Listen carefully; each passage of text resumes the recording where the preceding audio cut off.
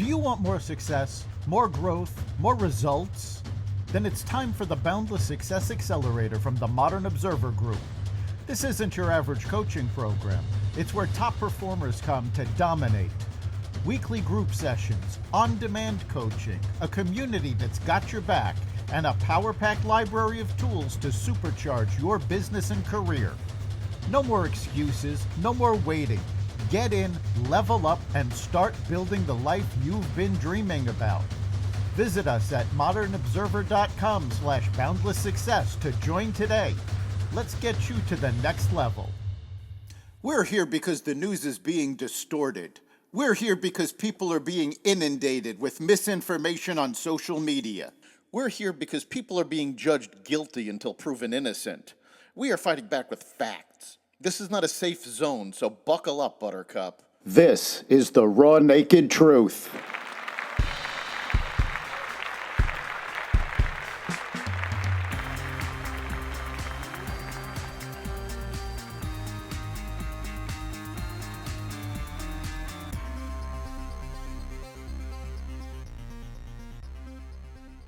U.S. Russia talks, DOGE upheld in court, the last nail in Biden's student loan coffin, and more.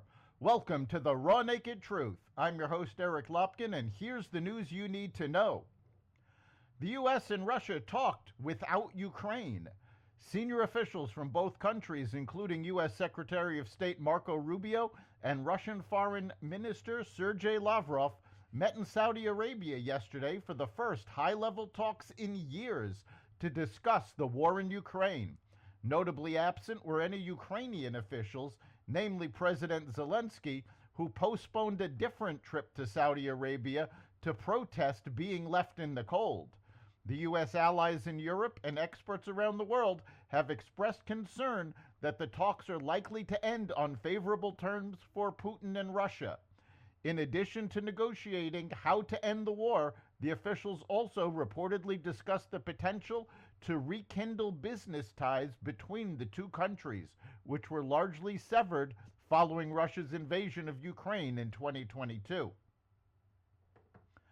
A group of pro-terrorist demonstrators descended on an Orthodox Jewish neighborhood in Brooklyn on Tuesday, leading to violent clashes and chaotic scenes, according to reports and video. Several fights broke out as the agitators chanted, "Zionists go to hell," and waved Palestinian flags at the Borough Park protest. The protest was led by the anti-Israel Pal Auda activist group, who said they were flooding Borough Park to demonstrate against the sale of stolen Palestinian land, according to the group's Instagram account. President Donald Trump signed an executive order on Tuesday to expand access to in vitro fertilization, also known as IVF, and other fertility treatments through the reduction of out-of-pocket costs. IVF has become unaffordable for many Americans, and Trump's executive order directs the Domestic Policy Council to find ways to make IVF and other fertility treatments more affordable. White House Press Secretary Carolyn Leavitt posted about the order shortly after it was signed. "Promises made, promises kept. President Trump just signed an executive order to expand access to IVF," she wrote on X. The order directs policy recommendations to protect IVF access and aggressively reduce out-of-pocket and health plan costs for such treatments.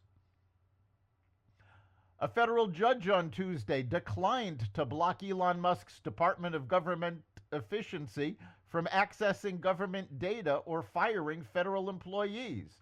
U.S. District Judge Tanya Chutkan declined to grant the plaintiff's request to issue a temporary restraining order, citing what she said was their failure to demonstrate evidence of irreparable harm caused by DOGE's access. Plaintiffs legitimately call into question what appears to be the unchecked authority of an unelected individual and an entity that was not created by Congress and over which it has no oversight, Judge Chutkan, an Obama appointee, said Tuesday. In these circumstances, it must be indisputable that this court acts within the bounds of its authority. Accordingly, it cannot issue a temporary restraining order, especially one as wide-ranging as plaintiffs request, without clear evidence of imminent, irreparable harm to these plaintiffs. The current record does not meet that standard. The U.S. Eighth Circuit Court of Appeals put a final end to former President Joe Biden's student loan forgiveness plan on Tuesday. Missouri Attorney General Andrew Bailey originally sued the Biden administration over its $500 million effort to wipe away student loans known as the SAVE Plan. The courts on Tuesday ruled that Biden's Secretary of Education had gone well beyond this authority by designing a plan where loans are largely forgiven rather than repaid. Bailey noted in a statement that the ruling has no active impact beyond blocking future presidents from attempting Biden's maneuver. Though Joe Biden is out of office, this precedent is imperative to ensuring a president cannot force working Americans to foot the bill for someone else's Ivy League debt, Bailey said in a statement. That's the Raw Naked Truth.